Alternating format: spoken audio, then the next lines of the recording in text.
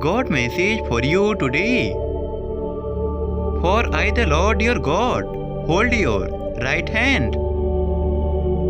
It is I who say to you, fear not, I am the one who helps you.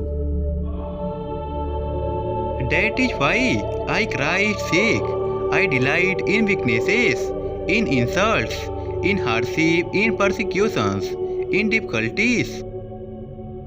For when I am weak, then I am strong. For he has rescued us from the dominion of darkness and brought us into the kingdom of the Son he loves. I always thank my God as I remember you in my prayers. Do nothing from selfish ambition or conceit, but the humility count other more significant than yourselves. Let each of you look not only to his own interest, but also to the interest of others.